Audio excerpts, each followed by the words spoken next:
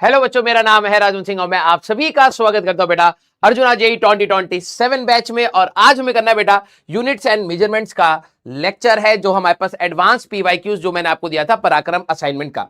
तो आज का टारगेट हमारे पास सिर्फ एडवांस के क्वेश्चंस का है बेटा। जो भी मैंने आपको असाइनमेंट में दिया था पराक्रम असाइनमेंट में, आज हम लोग उनके हर सवाल को आराम आराम से करेंगे। टारगेट मैं आप सभी लोगों को बता रहा हूं, जितने भी हमारे पास ये सवाल थे, इसमें कुछ ब्लू मार्क वाले सवाल थे या फिर जो भी सवाल हैं हमारे पास, अगर हम इन सारे सवालों में देखें तो क्योंकि अभी आप लोग 10वीं से 11वीं में आए हैं, ठीक है, तो मैं आपसे बस ये कह रहा हूं कि आप अप्रोच के ऊपर जाइए कि हाँ यार जो सवाल, क्योंकि क्या होता है कई बच्चे सवाल रीड करना पसंद नहीं करते हैं, तो सवाल रीड करना है, उसमें डेटा निकालना है, उसको कैसे अप्रोच करना है, उस पर जाना rather than answer. Believe me, अभी मैं जब वरुण के लेक्चर्स ले रहा हूं तो बच्चे कह रहे हैं कि सर हम कैसे सोचे ये वाली बात, आपने तो सोच ली। वही सारी चीजें जो क्लास में बताई गई हैं उन्हीं को ही यूज करना है, और इनिशियल स्टेप टीचर के एब्सेंस में अगर आप निकाल पाएंगे तो आप कठिन से कठिन सवाल भी सॉल्व कर पाएंगे। तो चलिए बेटा सवालों को रीड करना स्टार्ट करते हैं। The number of particle crossing per unit area perpendicular to X axis in unit time is equal to N. एक हमें फॉर्मूला दिया गया है that N is equal to minus D n1 minus n2, आराम आराम से कराऊंगा, ठीक है, divided by x2 minus x1, ठीक है। अब इसमें क्या बोला गया है, ये जो n है ये क्या है, इसके बारे में देखो क्या दिया गया है, द नंबर ऑफ पार्टिकल्स, ये है नंबर ऑफ पार्टिकल्स, ठीक है भाई, नंबर ऑफ पार्टिकल्स पर यूनिट एरिया, ठीक है, per unit area to X axis in unit time, per unit time, ये है हमारे पास ये क्वांटिटी जो भी होगी, ठीक है। इसका फॉर्मूला दिया रहा है where n1 and n2 are the number of particles पर यूनिट। n1 और n2 हमारे पास क्या है, n1 एंड n2 ये है नंबर ऑफ पार्टिकल्स, ठीक है, नंबर ऑफ पार्टिकल्स पर यूनिट वॉल्यूम। जो भी उन्होंने बोला है ये ऐसी क्वांटिटीज हैं जिनकी डायमेंशन हमें खुद से निकालनी पड़ेंगी पर unit volume for x1 and x2। x1 x2 हम लोग जनरली क्या लेते हैं, पोजीशंस, ठीक है, x1 और x2 and x2 are positions. और जब आप किसी पोजीशन की बात करेंगे तो उसको किस में नापेंगे, लेंथ में नापेंगे। हाँ जी सर, तो इन्होंने हमसे पूछा गया क्या है, d जो डिफ्यूजन कांस्टेंट है इसकी डायमेंशन हमारे पास क्या होगी ये बता दीजिए। तो क्योंकि अब हमारा कंसेप्ट क्या आएगा, सर हम क्या करें, तो मैंने कहा भाई देखो, क्योंकि हमारे पास यहां पर एक इक्वल टू का साइन है तो dimension of left hand side और dimension of right hand side क्या होनी चाहिए, सेम होनी चाहिए। तो क्या मैं इसकी डायमेंशन निकाल सकता हूं, हाँ। नंबर ऑफ पार्टिकल्स, जैसे मान लो मैं आपके कहूं कि आपके पास 5 गाड़ियां हैं, 5 कार, तो उसकी यूनिट क्या होगी, सर उसकी क्या यूनिट है, तो 5 कार है। आपके घर पे 10 पानी की बोतल है, उसकी यूनिट क्या होगी, सर वो तो एक नंबर है, नंबर का कोई भी डायमेंशन नहीं होता। तो नंबर ऑफ पार्टिकल्स, मान लो यहां पे 10 पार्टिकल हो, 20 हो, उनकी कोई यूनिट थोड़ा ना होगी, तो ये तो सर डायमेंशन लेस हुआ। मैंने कहा हाँ जी बेटा, और डिवाइडेड बाय एरिया, एरिया की डायमेंशन एल स्क्वायर है और ये टी है, तो मैं लिख सकता हूं एल की पावर -2 टी की पावर -1, ये इसकी डायमेंशन आ गई। याद रखना नंबर ऑफ पार्टिकल्स की कोई डायमेंशन नहीं है। नंबर ऑफ पार्टिकल्स पर यूनिट वॉल्यूम, तो इसकी खुद की कोई डायमेंशन होगी क्या, नहीं होगी sir, divided by volume that is L की पावर 3, तो यहां पर आप लिख सकते हैं इसकी डायमेंशन है एल की पावर -3। x1 x2 पोजीशंस हैं, किसी भी x1 और x2 एक्स एक्सिस पर देखो ये बोला है कि हमारे पास the number of particle crossing per unit area perpendicular to X axis, तो x1 x2 क्या होंगे, पोजीशंस होंगे, तो इसकी डायमेंशन आ जाएगी हमारे पास l। तो अब हम लोग यहां पर जरा इसको देख लेते हैं, फॉर्मूला हमारे पास ये था n is equal to minus D n1 minus n2 divide by x1 minus x2, कुछ इस प्रकार से हमारे पास फॉर्मूला था, है ना हमारे पास, यस, x2 माइनस x1 ले लो, कोई फर्क नहीं पड़ेगा वैसे तो डायमेंशनली। तो अब जरा देखना हम लोगों ने क्या करा, इसकी डायमेंशन हम लोगों ने निकाल ली है l की पावर -2 t की पावर -1, d की डायमेंशन हमें पता नहीं, n1 माइनस n2 क्या आएगा भाई, लेंथ में से लेंथ घटाओगे तो लेंथ ही आएगा। याद रखना हमारे पास n1 माइनस n2 की जो डायमेंशन होगी वही होगी जो n1 की हो और वही होगी जो n2 की हो, यस और नो, क्योंकि लेंथ में से लेंथ घटाओगे तो लेंथ मिलता था, वही वाला लॉजिक लगा रहे हैं। तो ये आएगा l की पावर -3, तो मैंने यहां पे लिख दिया बेटा हमारे लिए l की पावर -3 डिवाइडेड बाय l। हो जाएगा l की पावर -2 t की पावर -1, ये वाला l इधर ले आते हैं, डिवाइडेड बाय l की power -3 that is equal to d। ठीक है, कुछ बच्चे यहां पे माइनस, सर इस माइनस का क्या करना, अरे ये भी एक नंबर है, हाँ जी सर, और ये अगर नंबर है तो इसकी डायमेंशन m0 l0 t0 होनी चाहिए, बवाल खत्म। तो हमारे पास क्या बनेगा सर, ये ऊपर चला जाएगा l की पावर 4 तो l स्क्वायर t की power -1 that is equal to d। तो l स्क्वायर t की पावर -1, l स्क्वायर t की पावर -1, तो ये हमारा आंसर होगा, खत्म। ठीक है, तो इसमें डायमेंशंस हमें खुद से निकालनी पड़ी और प्रिंसिपल ऑफ होमोजेनिटी लगाना पड़ा। अगला सवाल बहुत अच्छा सवाल है। अब बूमरैंग, सर ये होता क्या है, आप लोगों ने अगर देखा हो कि एक एल शेप का अगर लकड़ी या किसी भी मेटल शीट को ऐसे लोग घुमाते हैं तो गोल गोल घूम करके वापस आता है, वही बूमरैंग कहलाता है। मोगली अगर आपने देखा हो, टार्जन देखा हो, तो वो लोग यूज करते थे। Boomerang has a mass m, ठीक है, सरफेस एरिया a, तो डायमेंशन लिखते हुए चल रहा हूं, radius of curvature of lower surface r, तो रेडियस तो लेंथ ही होगा सर, ये l है, and is moving with velocity v lt -1 in air of density rho, तो m l की पावर -3 हमारे पास, the resistive force on it should be. अब कोई बच्चा कहे सर ऐसा तो कुछ हमें पढ़ाया ही नहीं गया, अरे पढ़ाया गया है। वो कह रहे हैं कि बताइए इनमें से कौन सा फोर्स है, तो फोर्स में mlt की पावर -2, सर रेजिस्टिव फोर्स मतलब रोकने वाला फोर्स, हमें उससे मतलब नहीं है, होगा तो फोर्स ही, तो mlt -2, इनमें से कौन से की डायमेंशन क्या आनी चाहिए, mlt की पावर -2, ये पूछ रहा है। तो अब थोड़ा सा प्रेजेंस ऑफ माइंड, तो कंसेप्ट समझ आया कि अगर मान लो इसकी डायमेंशन फोर्स की आ गई तो ये आंसर होगा, इसकी डायमेंशन फोर्स की आ गई तो ये होगा, इसकी डायमेंशन आ गई तो ये होगा, इसकी डायमेंशन आ गई तो ये होगा। अब कैसे करें सर, इसमें लॉग आ रहा है, तो कंसेप्ट दोबारा रिवाइज करिए। लॉग के अंदर कुछ भी हो और इसका रिजल्ट कुछ भी हो, ये हमेशा नंबर्स का लिया जाता है, तो ये डायमेंशनलेस क्वांटिटी होनी चाहिए।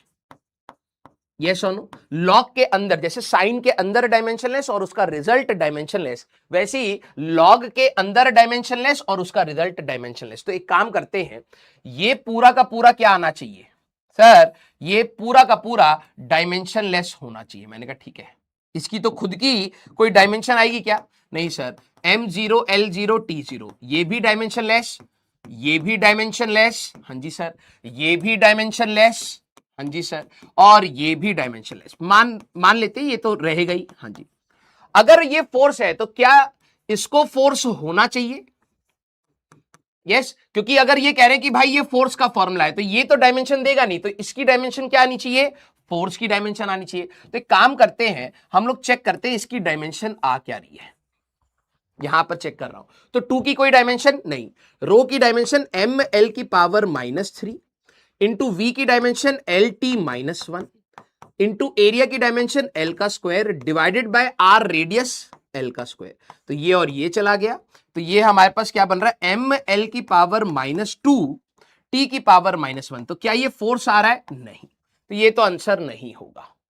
ठीक है, अब इसको चेक कर लीजिए बेटा, क्या ये फोर्स आ रहा है, तो सर इसकी डायमेंशन 2 की तो कुछ रहेगी नहीं, ml की पावर -3, मैंने कहा हाँ, lt -1, हाँ जी, और एरिया l का स्क्वायर डिवाइडेड बाय l, ये आ गया, तो l और l चला गया, ml की पावर -1 t की पावर -1, क्या ये फोर्स आ रहा है, नहीं आ रहा है। ठीक है, आइए जरा इसको चेक कर लेते हैं, क्या ये हमारे पास फोर्स आ रहा है, तो सर 2 का डायमेंशन नहीं होगा, ml की पावर -3 हमारे पास lt -1 एरिया का l का स्क्वायर डिवाइडेड बाय l का स्क्वायर, तो ये और ये तो चला गया सर, तो ये आ रहा है सर ml की पावर -2 t की पावर -1, ये भी सर हमारे पास डायमेंशन ऑफ फोर्स नहीं है, तो ये भी चला गया सर। मैंने कहा बहुत सही, ये जरा चेक कर लेते हैं थर्ड ऑप्शन। ठीक है, थर्ड ऑप्शन को मैं यहां कर लेता हूं, नहीं तो कीचड़ हो जाएगी, 2 रो वी ए का स्क्वायर, 2 रो वी का स्क्वायर ए इंटू लॉग के अंदर हमारे पास क्या मलबा भर रखा है भाई, sir rho A R by pi M, rho A R by pi M, ये आ रहा है, हाँ जी सर। तो चलिए भैया, हमें ये बात पता है कि ये पूरा का पूरा क्या रहेगा, सर ये पूरा का पूरा डायमेंशन लेस हमारे पास रहेगा। मैंने कहा हाँ जी बेटा, तो बाहर क्या होना चाहिए, अगर ये फोर्स के बराबर कह रहे हैं तो ये क्या होना चाहिए सर, ये फोर्स होना चाहिए, क्योंकि इसकी खुद की तो कोई डायमेंशन आएगी नहीं। तो मैंने कहा चेक करिए, तो 2 का कोई डायमेंशन नहीं, रो का ml की पावर -3, v का स्क्वायर तो lt -1 का स्क्वायर इंटू एरिया l का स्क्वायर। अब जरा देखो ml की पावर -3, यहां पर l का स्क्वायर t की पावर -2 हमारे पास, और हमारे लिए क्या बन जाएगा यहां पर l का स्क्वायर। ठीक है, तो ये क्या बन गया सर 4, तो ml t की पावर -2, ये तो फोर्स आ रहा है सर, फोर्स की डायमेंशन आ रही है, तो ये हमारा आंसर होने वाला है, क्योंकि और तो हो ही नहीं रहे हैं, ये होगा। अब कई बच्चों को डाउट आएगा सर आपने लॉग वाला तो चेक नहीं किया है, मैंने कहा जरूरत नहीं पड़ रही है, लेकिन चेक कर लेते हैं। ये क्या होना चाहिए, डायमेंशनलेस, तो रो की डायमेंशन ml की पावर -3, एरिया की डायमेंशन l का स्क्वायर, चेक कर लेते हैं, और r की dimension l divided by pi, number है इसकी कोई डायमेंशन नहीं रहेगी, और m। तो अगर आप देखें m और m चला गया, और ये l की पावर, ये पूरा का पूरा डायमेंशनलेस आ गया, तो बात सही है, हमें चेक करने की जरूरत नहीं पड़ी। सबसे पहले मैंने फोर्स से चेक कर लिया, अगर सबके ये वाले टर्म्स अगर फोर्स आता तब मैं अंदर वाला चेक भी करता। मेरे वर्ड्स को ध्यान सुनना, मान लो ये भी फोर्स आ गया, ये भी फोर्स आ गया, तब मेरे को डाउट रहता है यार इनमें से कौन सा होना चाहिए, तो लॉग के अंदर भी जिसका डायमेंशनलेस होगा वही सही रहेगा। तो इसमें हमारे पास कौन सा ऑप्शन निकल के आ रहा है sir, third option, that is our answer. बहुत अच्छा सवाल था, चला जाए आगे। अगला सवाल, velocity v and acceleration a in two systems of unit, दो सिस्टम्स ऑफ यूनिट पे जब हम लोगों ने बात करी है, ठीक है, तो जब हमारे पास एक सिस्टम से दूसरे सिस्टम में जब आप जाते हैं तो यहां पर मास अलग होता है, लेंथ अलग होता है, टाइम अलग होता है, ये दिस इज सिस्टम 1, ठीक है, और अगर आपका यहां पर है सिस्टम 2 तो मास अलग होता है, लेंथ अलग होता है, टाइम अलग होता है ना। मास को आप केजी से ग्राम में ले जा रहे हो, लेंथ को मीटर से सेंटीमीटर में ले जा रहे हो, एंड टाइम को आप ऐसे रख रहे हो सेम या अलग। तो इन्होंने क्या बोला है, velocity v and acceleration a in two system of unit 1 and 2 are related as v2 is equal to, ध्यान सुनना, एक रिलेशन दिया है v2 जो इस सिस्टम की वेलोसिटी होगी that is equal to n by, बच्चे तो वर्ड जी नहीं समझ पाते, n by m square of v1, एक रिलेशन ये दिया है, हाँ जी sir, and a2 is equal to, इस सिस्टम में जो भी आप एक्सेलरेशन लिखेंगे, ठीक है, वो a1 बाय mn होता है, mn है, ठीक है sir, here mn and r constant, ठीक है, मान लिया। the relations for distance and time in two systems, पहली बात है कि ऐसा सवाल जब एग्जाम में आए तो आप रीड करके समझ पाए। क्या बोला भाई, देखो जब सिस्टम ऑफ यूनिट कन्वर्जन मैंने बताया था तो मास लेंथ टाइम को अलग से नाप रहे हैं, मास लेंथ टाइम को अलग से नाप रहे हैं, तो यहां पर जब आप वेलोसिटी लिखोगे ये v2 क्या होगा, L2 T2 की पावर -1, v1 क्या होगा, L1 T1 की पावर -1, तो कन्वर्ट करने के बाद ये कुछ आगे आ रहा है। A2 क्या है, इधर की एक्सेलरेशन L2 T2 की पावर -2, और A1 क्या है, L1 T1 की पावर -2, इनको जब रिलेट करा तो ये आ रहा है। अब इन्होंने हमसे पूछा क्या है, हमसे पूछा है द रिलेशन फॉर डिस्टेंस, बोले तो L and time in two systems respectively, इधर का लेंथ और उधर के लेंथ में क्या रिलेशन है, इधर के टाइम और उधर के टाइम में क्या रिलेशन है, ठीक है। तो अब कोई बच्चे कहते सर मैं तो सोच ही नहीं पाया, हिंट दे रहा हूं, पॉज करके जरा ट्राई करना अगर आपसे नहीं हुआ है। वेलोसिटी को इसके टर्म्स में लिखो, लेंथ और टाइम के टर्म में, वेलोसिटी v1 को इसके लेंथ और टाइम में लिखो, सेम गोज हियर, और लेंथ के बीच का रिलेशन निकालो और टाइम के बीच का आंसर आ जाएगा। जैसे v2 को क्या लिखता सर, lt की पावर -2, तो ये 2 और 2 सिस्टम के हैं, n बाय m का स्क्वायर, हाँ जी, और वेलोसिटी इधर लिखे तो lt की पावर -1 फर्स्ट और फर्स्ट, यहां पर lt की पावर -2 है सर सेकंड सिस्टम के, और यहां पर आएगा lt की पावर -2 फर्स्ट सिस्टम के डिवाइड बाय mn। मुझे दो रिलेशन दे रखे टाइम और लेंथ में, तो मैंने कहा यार यहां से अगर मैं L2 बाय L1 निकाल लूं तो ये क्या आएगा सर, ये आएगा n बाय m का स्क्वायर, मैंने कहा हाँ जी बेटा, और ये ये यहां पे वेलोसिटी है ना, हाँ ये -1 रहेगा, ठीक है। तो अगर मैं इसको इधर ले जाऊं तो ये आएगा T1 की पावर -1 बाय T2 की पावर -1, एक रिलेशन मैं यहां लिख लेता हूं, L2 बाय L1 हम लोगों ने निकाला है, that is equal to n by m का स्क्वायर, हाँ जी सर, ठीक है, n बाय m का स्क्वायर, इसको उल्टा कर लेते हैं T2 by T1, yes sir, एक रिलेशन ये आ गया। सेम चीज यहां पर कर लीजिए बेटा, अगर मैं L2 बाय L1 यहां पर ले लूं तो ये क्या आ जाएगा सर 1/mn, मैंने कहा हाँ बेटा, और सर T1 की पावर -2 डिवाइड बाय T2 की पावर -2। किसी की पावर नेगेटिव होती है मतलब उल्टा हो जाएगा, तो सेकेंड रिलेशन से मिल जाएगा L2/L1 is equal to 1/mn, ठीक है। और यहां पर आ जाएगा बेटा T2 का स्क्वायर बाय T1 का, T1, हाँ, T2 का स्क्वायर बाय T1 का स्क्वायर, T2 का स्क्वायर बाय T1 का स्क्वायर। हो गया सवाल बेटा। जरा ये देखना, अगर मैं पहला है कि दोनों को इक्वेट कर रहा हूं, दोनों को, तो n/m का स्क्वायर किसके बराबर आ रहा है बेटा, n/m का स्क्वायर इंटू T2/T1 किसके बराबर आ रहा है सर, वो आ रहा है 1/mn इंटू T2 का स्क्वायर बाय T1 का स्क्वायर। हो गया सवाल बेटा।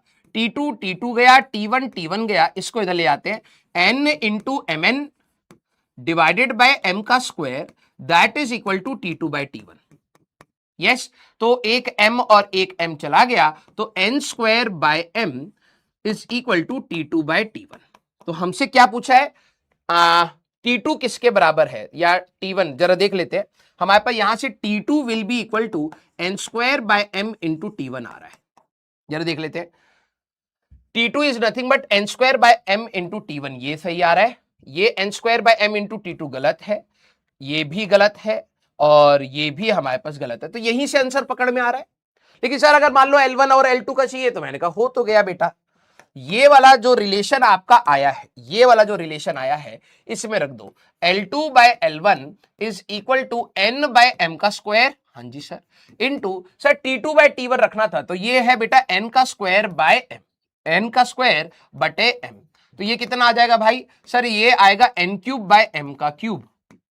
तो L2 अगर मेरे को निकालना है, बिल्कुल सही, तो L2 is nothing but n का क्यूब बाय m का क्यूब इंटू, अबे यार, m का क्यूब इंटू L1, ये रिलेशन हमारे पास आ रहा है। अब कई बच्चे कहेंगे सर कठिन है, तो प्लीज मेहनत करते चलिए बेटा, तो ये आपका आंसर निकल के आ रहा है। देखो यार, हमने स्टार्ट बहुत बेसिक से किया था कि फिजिकल क्वांटिटीज क्या होती है। अब जब हमारा चैप्टर खत्म हो रहा है या टॉपिक खत्म हो रहा है, तो आपको अच्छे सवालों को तो लगाना चाहिए, अच्छे सवालों को तो लगाना चाहिए, ठीक है। अब आते हैं नेक्स्ट, जी एडवांस 2025-15 का planks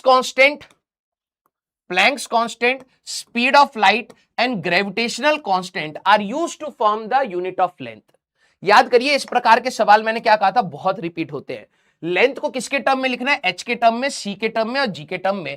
then which of the option is or are correct. Is or are बोले तो मल्टीपल करेक्ट, जी एडवांस में एक ही सवाल में मल्टीपल ऑप्शंस भी करेक्ट हो सकते हैं, तो मल्टीपल करेक्ट में इन्होंने कहा कि मास, देखो लेंथ के टर्म्स में भी लिखना है, मास के टर्म में भी लिखना है। हिंट दूंगा, पॉज करके ट्राई करिएगा। मास स्पीड पर कैसे डिपेंड कर रहा है, मास ग्रेविटेशनल कांस्टेंट पे कैसे डिपेंड कर रहा है, लेंथ प्लैंक्स कांस्टेंट पे कैसे डिपेंड कर रहा है, लेंथ ग्रेविटेशनल कांस्टेंट पे कैसे डिपेंड कर रहा है। तो दो सवाल हमारे पास एक ही में पूछे हैं।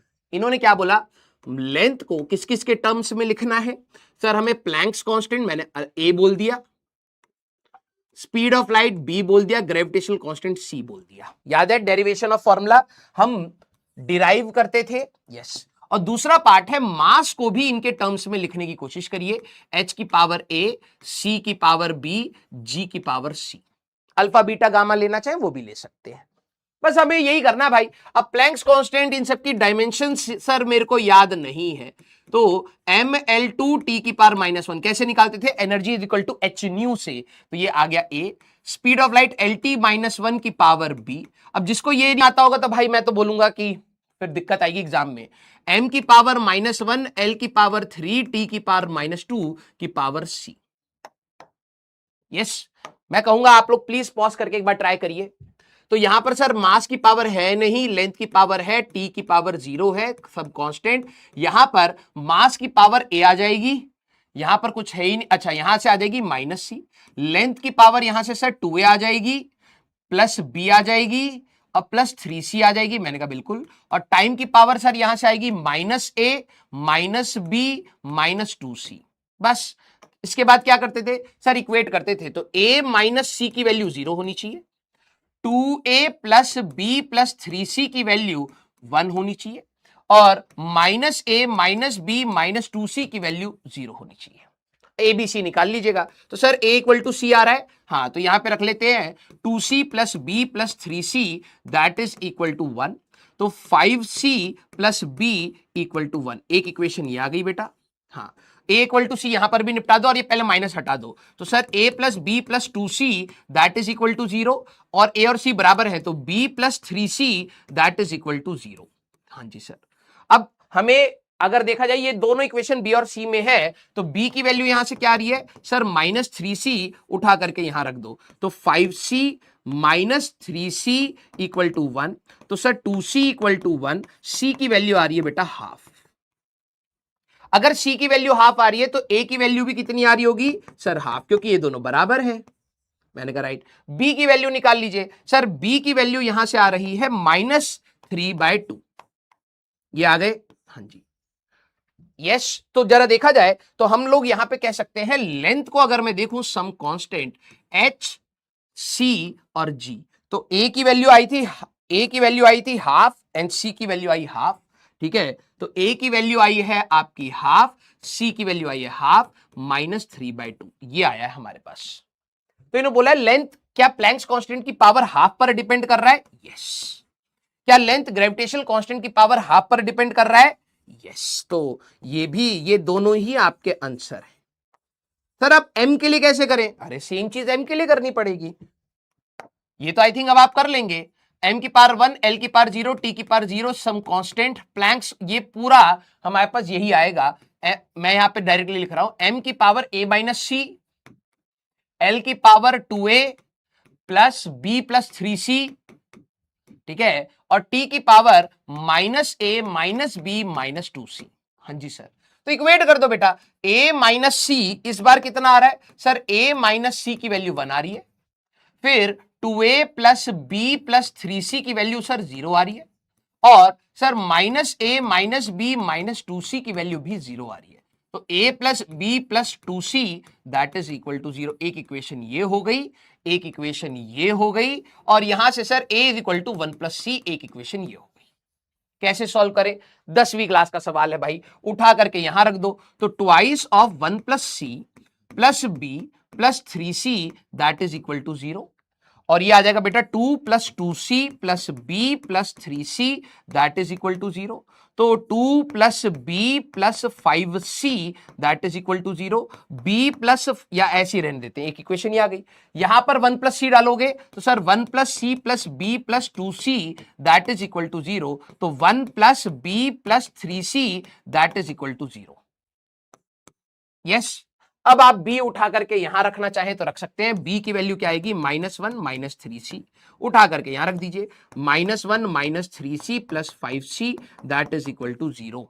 तो ये कितना हो गया? 1 plus 2c that is equal to 0। c की वैल्यू आ रही है बेटा -हाफ।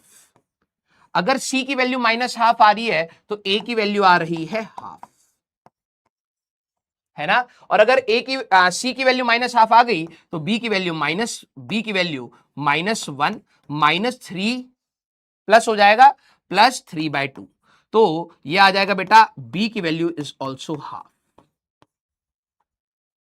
यस और नो? हाँ जी सर। तो बस हो गया हमारे पास। एक बार चेक कर लेने दो, तो हमारे पास c की वैल्यू कितनी आई? -हाफ, तो माइनस माइनस प्लस हो जाएगा। हाँ, तो हाफ आ गया। तो अब इसके टर्म्स में अगर मैं फॉर्मूला बनाऊं तो मास किस किस पर डिपेंड कर रहा है? सब some constant h, c, g। a की वैल्यू कितनी आई थी बेटा? Half, half and minus half, half, half and minus half, half, half and minus half. चलिए भैया, मास c की पावर हाफ पर डिपेंड कर रहा है। यस। मास ग्रेविटेशनल कांस्टेंट की पावर हाफ पर डिपेंड कर रहा है? नहीं सर, 1/√g पर डिपेंड कर रहा है। गलत। तो हमारे पास आंसर क्या क्या आ रहे हैं? ये आ रहे हैं। अब ये आपका एडवांस का सवाल है, क्लास में इसका कंसेप्ट बताया था। अब कोई बच्चा कहे कि सर मैं कैलकुलेशन से घबरा गया, तो अब ये तो गलत बात है भाई। अगला सवाल, young modulus of elasticity y is expressed in terms of 3 derived.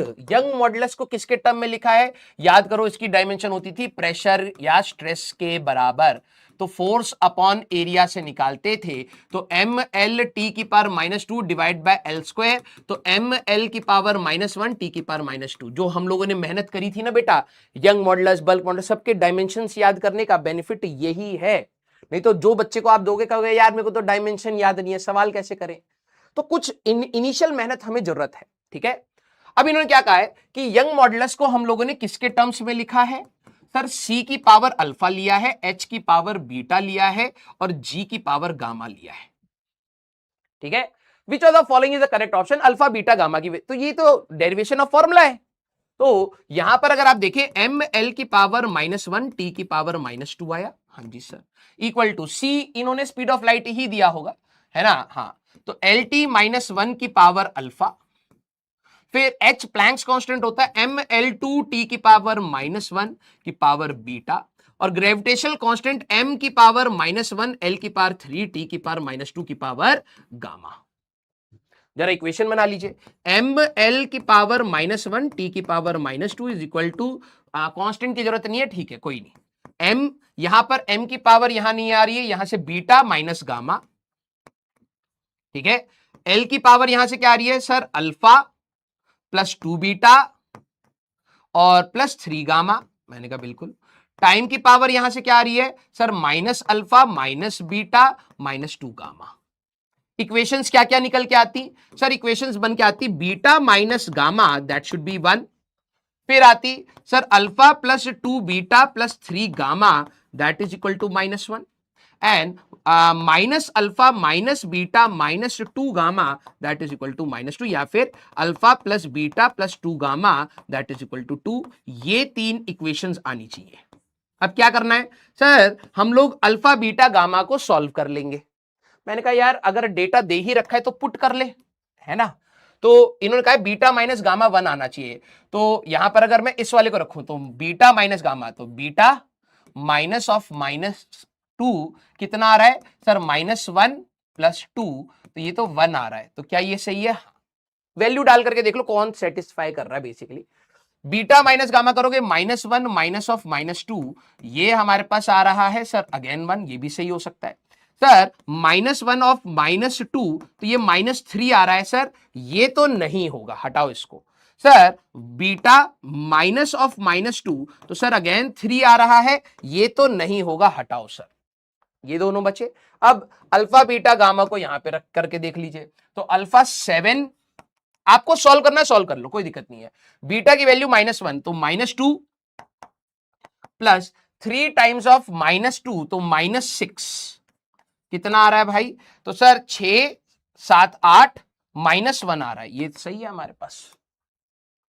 Sir इसमें चेक कर ले, मैंने कहा चेक कर ले, ठीक है, तो -7 प्लस 2 बीटा, तो -2 प्लस 3 गामा, तो -6, तो ये ऑब्वियस सी बात है -1 नहीं आएगा, तो ये गलत हो गया। आपको अल्फा बीटा गामा अलग से सॉल्व करना है, you can do that, exam में जैसा क्लिक कर जाए, ठीक है। तो हमारे पास first option that is going to be your answer. अब ये आपका जेईई एडवांस 2023 बहुत रीसेंट सवाल है बेटा, ठीक है। अच्छा, अगला सवाल, अ लेंथ स्केल एल, अब देखो ये 2016 का सवाल है, ठीक है। 2016 में जो पेपर आया था दैट वाज, अगर बोला जाए तो एक अच्छा पेपर था, कठिन साइड का, ये एडवांस ऑलरेडी कठिन होता है लेकिन उसका भी थोड़ा कठिन साइड था। Length scale L depends on permittivity, याद करो। अब इन सवालों में सबसे बड़ा प्रॉब्लम, सबसे इनिशियल प्रॉब्लम क्या है, बच्चों को डायमेंशंस का ही लोड होता है। या तो इसके दो रास्ते हैं, या तो अभी आप इनके डायमेंशंस को करो ही मत, ठीक है, आप ये कर दो भाई बाद में देखेंगे, और अगर आप चाहते हो कि हाँ यार हम स्टार्टिंग से ही अपने सवालों को डील करना सीखें, तो डायमेंशंस को याद करके करो, पन्ने पलट करके आपको नहीं होगा, क्योंकि एग्जाम में या टेस्ट में अगर आपसे पूछा जाए तो टफ सवालों में ये टर्म्स आएंगे, तो एग्जाम में नहीं कर पाओगे, है ना। इसीलिए मैं कह रहा हूं कि थोड़ी बहुत मेहनत लगती है लेकिन करिए। परमिटिविटी कैसे निकाला था मैं बताऊंगा, ऑफ अ डाइलेक्ट्रिक मटेरियल क्या होता है, भाड़ में गया। एप्सिलॉन परमिटिविटी है, लेंथ एल, जरा देखना एल क्या है, लेंथ है, तो सबसे पहला हमारा खेल है डायमेंशंस पता होने चाहिए। एप्सिलॉन इन्होंने कहा है परमिटिविटी है, ठीक है भाई, ठीक है, परमिटिविटी है। फिर हमारे पास बोल्ट्जमैन कांस्टेंट केबी है, केबी क्या दिया है, बोल्ट्जमैन कांस्टेंट, मैंने कहा था ना ये आईआईटी बहुत ज्यादा पूछता है, बोल्ट्जमैन कांस्टेंट है, ठीक है भाई। Energy equal to K B into temperature होता था, निकाल लेंगे। एब्सोल्यूट टेम्परेचर, टी क्या दिया है, टेम्परेचर दिया है, टाइम नहीं है, ध्यान रखना, ठीक है। अच्छा जी, और द नंबर पर यूनिट वॉल्यूम, देखो एन बार बार ये आ रहा है, this is number of particles पर यूनिट वॉल्यूम, नंबर तो भाई नंबर ही है ना भाई, इसका कोई डायमेंशन थोड़ा ना होगा, l की पावर -3 रहेगा। End of a certain charge particle, q क्या है, चार्ज है, चार्ज है, इसका डायमेंशन पता है 80 होता है। चलिए भैया, और हमें क्या दिया है, by each of the party which of the following expression for L is dimensionally correct, इनमें से कौन सा फॉर्मूला लेंथ का फॉर्मूला सही हो सकता है, डायमेंशनली करेक्ट। अब तुम्हारे दिमाग में सबसे पहले आंसर से पहले क्या आना चाहिए, क्योंकि भाई देखो करोड़ों फॉर्मूले बनाए जा सकते हैं, करोड़ों क्वेश्चन बनाए जा सकते हैं, कंसेप्ट क्या आएगा। अगर आपका ये आया कि हाँ सर यहां इक्वल टू का साइन है, अगर D L H S equal to, concept अगर मेरे पास ये आ रहा है D L H S equal to D R H S हो गया, तो ये डायमेंशनली करेक्ट होगा, अगर नहीं हुआ तो इनकरेक्ट ही होगा। पहला स्टेप, राइट। सेकेंड स्टेप, अब डायमेंशंस याद भी होनी चाहिए। अब देखो आप कौन से स्टेप पर फॉल कर रहे हो, और आपको कमी पता लगते ही इंप्रूवमेंट पर काम करिए। सर हमें इन सबकी डायमेंशंस h भी है क्या हमारे पास, यहां पर ये h कहां से दिख रहा है, आई थिंक ये n होगा बेटा, हमारा ऑपरेटर पागल भी है थोड़ा सा, ठीक है, ये आई थिंक n होगा, उसने h पढ़ लिया, ठीक है, क्योंकि h तो क्वेश्चन में ही नहीं है, और ये e नहीं है, एप्सिलॉन है, परमिटिविटी वाला, ठीक है। अब जरा देखना सबकी डायमेंशंस कैसे कैसे निकालते हैं सर। मैंने इनके लिए क्या बोला था, इनके लिए बोला था एनर्जी होता है केबीटी, याद है, हाँ। तो बोल्ट्जमैन कांस्टेंट अगर निकालना हो तो एनर्जी बाय टेम्परेचर कर लेंगे, लेकिन अब मैं चालाकी भी लगाऊंगा। अगर मैं देखूं इस फॉर्मूले में केबी इंटू टी एक साथ है, मतलब ये क्या होगा, एनर्जी होगा, मुझे बोल्ट्जमैन कांस्टेंट की जरूरत नहीं पड़ी, ये डायरेक्टली इन दोनों के प्रोडक्ट एनर्जी को करस्पॉन्ड करेंगे, तो मेरे को बोल्ट्जमैन कांस्टेंट की डायमेंशन नहीं निकालनी। ये के ई लिख दिया पगले ने, ये के बी है बोल्ट्जमैन कांस्टेंट, ठीक है। हमारे लिए ये दोनों फिर से मल्टीप्लाई हो रहे हैं, तो ये एनर्जी हो गया, हाँ जी सर, और फिर से ये दोनों मल्टीप्लाई हो रहे हैं, ये एनर्जी हो गया। अब कुछ बच्चे कहेंगे सर मैंने तो ऐसे ध्यान नहीं दिया, कोई दिक्कत नहीं है, आपने बोल्ट्जमैन कांस्टेंट अलग से निकाला होगा, तो आप जब यहां पे एनर्जी बाय टेम्परेचर करोगे, इनटू टेम्परेचर होगा, दोबारा एनर्जी आ जाएगा, तो गलत बात नहीं है। अब सर एप्सिलॉन, ये एक बार छोटा बना दिया, लेकिन ये एप्सिलॉन कैसे निकालते थे, ठीक है। तो मैंने कहा देख जरा, यहाँ पे क्यू स्क्वायर बाय एप्सिलॉन है, क्यू स्क्वायर बाय एप्सिलॉन है, क्यू स्क्वायर बाय एप्सिलॉन है, क्यू स्क्वायर बाय एप्सिलॉन है, याद कर इसके बारे में हमने कैसे बात करी थी।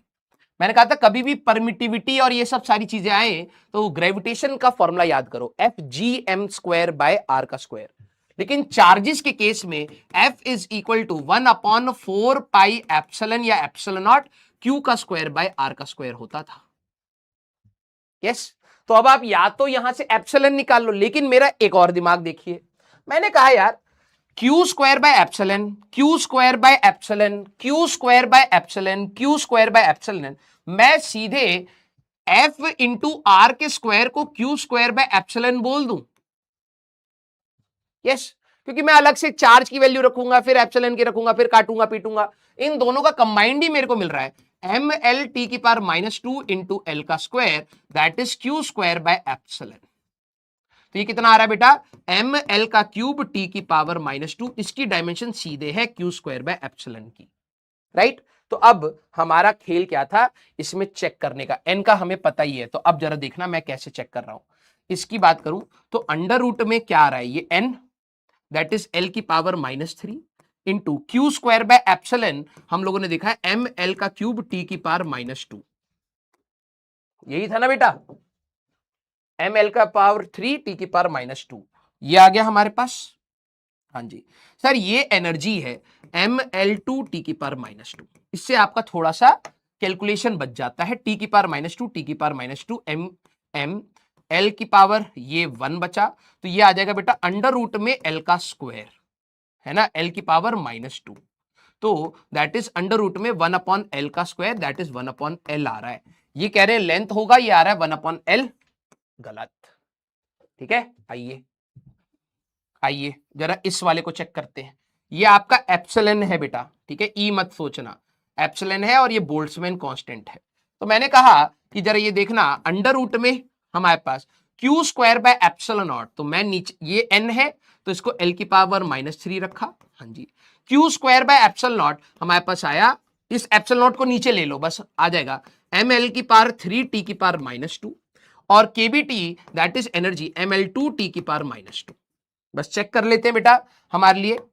सर t की पावर -2 t की पावर -2 m और ये हमारे पास अगर देखा जाए ये और ये चला गया सर अंडर रूट में l का स्क्वायर दैट इज l, ये तो लेंथ के बराबर आ रहा है, तो ये हमारा आंसर होगा। छोड़ मत देना, आगे चलिए। r भी लिखा है, मतलब मल्टीपल करेक्ट में जी एडवांस ने ये पूछा था। तो सर इसकी बात क्या करें, ये h नहीं है, ये हमारे पास n है, ठीक है, क्योंकि क्वेश्चन में h है ही नहीं। तो चलिए भाई जरा इसका हम लोग चेक कर लेते हैं। तो सर अंडर रूट में मैंने कहा क्यू स्क्वायर बाय एप्सिलॉन को सीधे लिख लिया m l की पावर 3 t की पावर -2 डिवाइडेड बाय, ये हो गया, ये आ जाएगा की पावर 2/3, तो l की पावर -3 था की पावर 2/3 और ये आ गया एनर्जी ml2 t की पावर -2। अगर आप देखें तो मैं एक और स्टेप बढ़ा देता हूं, ठीक है, तो ये आ जाएगा बेटा ml3 t की पावर -2 डिवाइडेड बाय, यहां पर क्या बनेगा सर 3 कट जाएगा, l की पावर -2 बचेगा, मैंने कहा हाँ, और ml2 t की पावर -2 काटा पीटी कर लीजिए। सर t की पावर -2 t की पावर -2 यम यम दिस, तो सर l की पावर 3/2 बन रहा है, गलत। अगला देख लेते हैं, अगर ये भी हो गया तो ये भी आंसर होगा। अंडर रूट में sir Q square by epsilon not ml³ t की पावर -2 ले ले, मैंने कहा बिल्कुल ले लो बेटा। n की पावर 1/3, तो l की पावर -3 की पावर 1/3 हमारे पास है, और ये एनर्जी है ml2 t की पावर -2। तो ये क्या आ रहा है बेटा सर, ये आ रहा है ml3 t की पावर -2 डिवाइडेड बाय, अगर आप देखें l की पावर -1 इंटू ml2 t की पावर -2। काटा पीटी कर लो बेटा। सर ये और ये गया, ये और ये गया, इसमें बचेगा 1, ऊपर जाओगे है ना, ये अगर देखें तो यहां पर 1 बचेगा, ये l का स्क्वायर, अंडर रूट में l का स्क्वायर दैट इज l, तो ये भी सही है। तो इसका आंसर 2 और 4 निकल के आएगा, ठीक है। तो अब देखो यार, मैं आप सभी लोगों से कहूंगा पेशेंस रखना, ठीक है। अगर आप इस लेक्चर को प्लीज बताइएगा, अगर आप इसमें से 4-5 सवाल भी पहुंच रहे हैं और कुछ सवालों में कंसेप्ट सीख पा रहे हैं लेकिन कैलकुलेशन में अटक जा रहे हैं, कोई दिक्कत नहीं, बताइएगा जरूर, सो दैट जब हम लोग अगला जब आएगा हमारे पास, जब हम डिफरेंशिएशन कर लेंगे, क्योंकि एडवांस के सवाल एरर्स के हम लोगों ने जो पूछे जाते हैं मेजॉरिटी जेईई मेंस में, वो हम लोगों ने कर लिया, कुछ एडवांस वाले भी कर लिए, ठीक है। लेकिन कुछ जो अच्छी डिफरेंशिएशन वाले होते हैं, वो डिफरेंशिएशन के बाद मैं आपको एक दूसरा पराक्रम का असाइनमेंट दूंगा, जिसमें हम एरर्स की बात करेंगे, सिग्निफिकेंट फिगर्स के भी कुछ क्वेश्चन जो जेईई एडवांस ने पूछे हैं वो ले लेंगे। तब आप मेरे को बताना कि हाँ सर अब हम एडवांस लेवल यहां पर भी सोच पा रहे हैं, सारे सवालों के आंसर तक नहीं पहुंचना, this is not class 10th। अभी 2 साल में इतना थॉट प्रोसेस मैं तेरा बनवा दूंगा कि तू एग्जाम में बैठे बैठे इन सारे सवालों को खुद से डील करेगा, प्रॉमिस कर रहा हूं, ठीक है। तो बस ये बताना कि हाँ सर हम सोच पा रहे हैं। इन टर्म्स ऑफ पोटेंशियल डिफरेंस, अब बताओ v का डायमेंशन याद नहीं, मैंने आपको कहा था power is equal to v into I, तो पावर वर्क अपॉन टाइम से निकाल लेंगे। करंट है हमारे पास I, ठीक है, एम्पेयर होता है, एंड परमिटिविटी फिर से आ गया, एंड परमिएबिलिटी भी आ गया। जे एडवांस देख रहे हो किनको ज्यादा पूछता है, इन्हीं को, gravitational constant, planks constant, speed of light c, फिर उसके बाद आपका कोफिशिएंट ऑफ विस्कोसिटी, फिर आपका परमिटिविटी, परमिएबिलिटी, इनको बहुत ज्यादा पूछता है, ठीक है। तो and speed of light c, the dimensionally correct equation is or are, multiple हो सकते हैं। अब आपको मेरी क्या जरूरत है, देखो वैसे तो आप कहोगे सर इनकी डायमेंशन मैंने कॉपी से देखी और कंसेप्ट कुछ बच्चे कहे सर करना क्या था, कंसेप्ट कुछ नहीं है, DLHS is equal to DRHS, यही है कंसेप्ट, तभी डायमेंशनली करेक्ट होगा। लेकिन डायमेंशन एग्जाम में खुद से निकाल पाना ही बच्चे के लिए कठिन हो जाता है। तो मैं क्या काम कर रहा हूं, सबसे पहले डायमेंशन निकालता हूं, तो ये sir power divided by current आ जाएगा, यस। तो ml2t की पावर -3, पावर का वर्क अपॉन टाइम से निकाल लेना बेटा, अपॉन a, तो ये आ जाएगा बेटा ml2t की पावर -3 a की पावर -1। क्या गया सर, करंट I का क्या रहेगा, मैंने कहा A ही रहता है। सर परमिटिविटी का क्या रहेगा, अब मैं यहां पे बता रहा हूं F, एप्सिलॉन नॉट को अगर आप निकालेंगे तो एप्सिलॉन नॉट की डायमेंशन आएगी क्यू का स्क्वायर बाय एफ आर का स्क्वायर, वही वाला फॉर्मूला। सर 1/4 कहां गया, कांस्टेंट है, उसकी कोई डायमेंशन नहीं, तो a का स्क्वायर टी का square upon M L T की पावर -2 इंटू एल का स्क्वायर। ठीक है, तो अब जरा देखना इसकी डायमेंशन क्या बनेगी। सर m की पावर -1 बनेगी, मैंने कहा हाँ जी बेटा। l की पावर 3 बनेगी, यार अगले पेज में लिखना चाहिए था लेकिन चलो ठीक है। l की पावर 3 ऊपर जाएगा -3 हो जाएगा, यस। और t की पावर 4 बनेगा, a की पावर -2 बनेगा। ये आएगी इसकी डायमेंशन, a की पावर -2 नहीं, a की पावर 2, ये हमारे पास आएगी इसकी डायमेंशन। किसी को भी याद नहीं होती बेटा ये, ठीक है। ग्रेविटेशनल कांस्टेंट इतनी बार करा है तो हमें याद होगी, लेकिन याद उसको भी करने की जरूरत नहीं है, डिराइव कर लेना, एक लाइन लगेगा।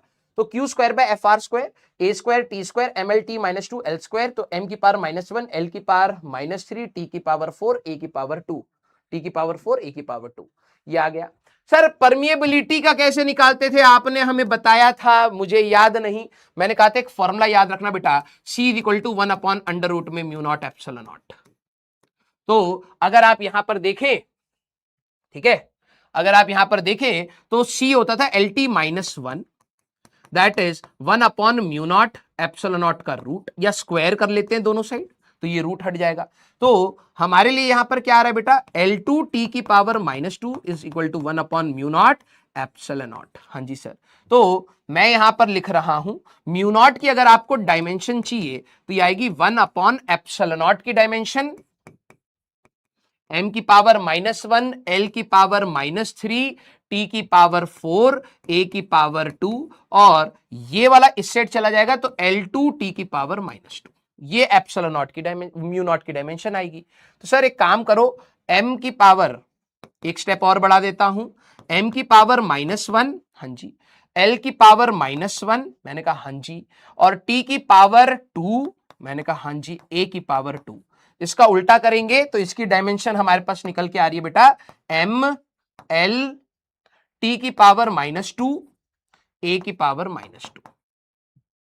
एक बार चेक कर लेते हैं बेटा, हमारे पास m की पावर -1 l की पावर -3 t की पावर 4 a की पावर 2 और स्पीड का स्क्वायर l स्क्वायर t, हाँ ठीक है। तो m की पावर ऊपर जाएगी, m वो हो जाएगा, यहाँ पे -1 है l हो जाएगा, t की पावर 2 ऊपर जाएगा -2 हो जाएगा, a की पावर -2 हो जाएगा, खत्म। ये सबकी डायमेंशन आ गई। अब आपको क्या करना है, बस चेक करना है बेटा। तो ये वाला काम आई थिंक आप सभी लोग कर सकते हैं, क्योंकि मेरे को बार बार चेक करने की जरूरत ना पड़े। तो एक काम करता हूं, मैं इन सबकी डायमेंशन फिर से लिख देता हूं, V I epsilon nought and μ0, इनकी ही थी ना हमारे पास 4, वी आई एप्स, हाँ। तो एक काम करता हूं, मैं लिख ही देता हूं, ml2 t की पावर -3 ml2 t की पावर -3 a की पावर -1 a, और इसका आया m हमारे पास m -1 -3 4 2 -1 -3 4 2, ये l t a, ये आ गया था हमारे पास, हाँ जी सर। और μ0 की डायमेंशन क्या है बेटा, 1 1 -2 -2 1 1 -2 -2।